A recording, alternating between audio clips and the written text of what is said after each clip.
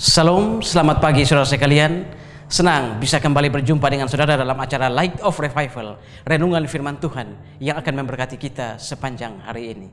Mari kita melihat ayat kita, Keluaran 15 ayat yang ke-27. Sesudah itu sampailah mereka di Elim. Di sana ada 12 mata air dan 70 pohon kurma. Lalu berkemahlah mereka di sana, di tepi air itu.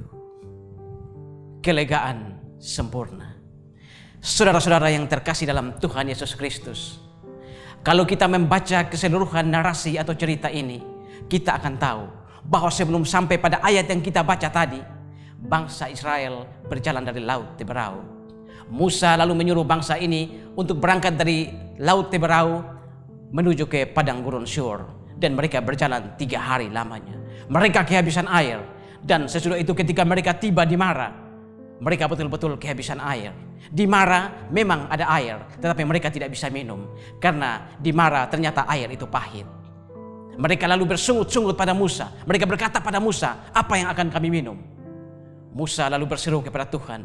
Tuhan lalu menunjukkan sepotong kayu. Musa lalu memukul air itu, lalu air itu menjadi air yang manis. Bangsa itu kemudian bisa minum sepuas-puasnya. Sesudah mereka minum, datanglah firman Tuhan pada mereka di ayat yang ke-26. Jikalau kamu menuruti segala perintah dan ketetapan-ketetapanku, maka aku tidak akan memberikan kepadamu malapetaka apapun yang pernah kutimpakan kepada orang-orang di Mesir. Saudara-saudara, bangsa Israel adalah bangsa yang tegar tengkuk, bangsa yang tidak pernah taat kepada Tuhan, bangsa yang selalu melawan kepada Tuhan. Dan ketika mereka melawan, Tuhan menghajar mereka dengan membawa mereka ke padang gurun, menghajar mereka dengan kekurangan air. Tetapi saudara-saudara, bagi orang-orang yang dikasihi Tuhan, ketika kita berbuat salah, Tuhan memang menghajar kita, tetapi Tuhan tidak pernah meninggalkan kita atau tidak membiarkan kita. Karena itu saudara, setelah mereka dari Mara, seperti ayat kita tadi, mereka akhirnya tiba di Elim, dan di sana ada 12 mata air dan 70 pohon kurma. 12 mata air. Bangsa Israel terdiri dari 12 suku.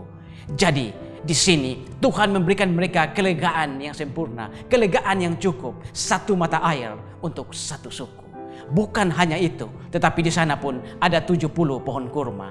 Angka 7 menurut orang-orang Yahudi itu adalah angkanya Tuhan.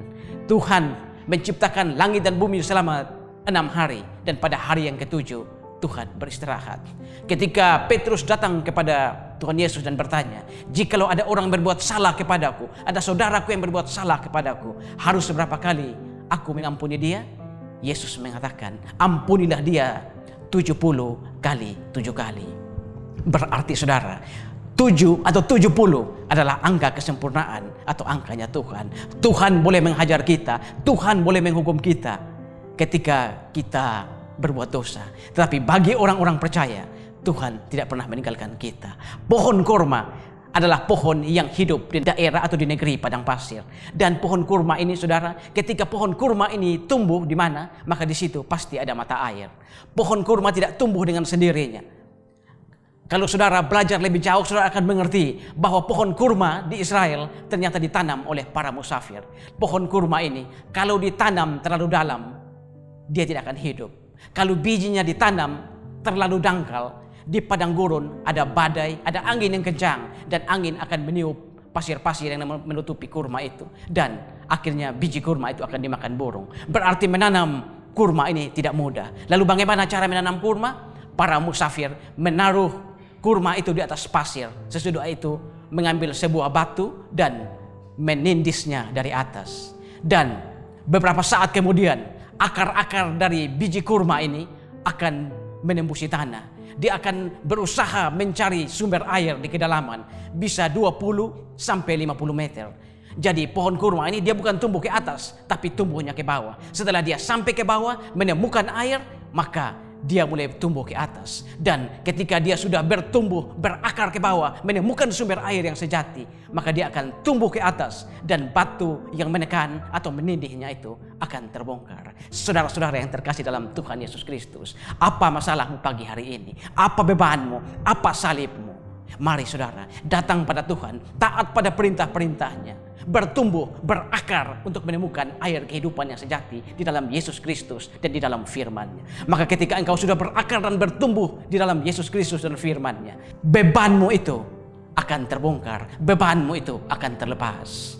Bertumbuh, berakar di dalam Yesus Kristus dan firman-Nya, engkau akan keluar dari problem-problem itu lebih dari pemenang. Tuhan memberkati kita semua. Tuhan, terima kasih untuk firman-Mu pagi hari ini. Firman-Mu yang mengajarkan kami bagaimana perjalanan bangsa Israel di padang Sur, di Mara, dan akhirnya mereka tiba di Elim. Dan di sana Tuhan memberikan kepada mereka kelegaan yang sempurna. Terima kasih Tuhan untuk firman-Mu pagi hari ini. Dimuliakanlah Engkau di atas firman. Saudara, saya tetap mengajak saudara untuk terus menjadikan firman Tuhan sebagai pelita dan terang di sepanjang jalan hidup kita. Tuhan memberkati kita semua.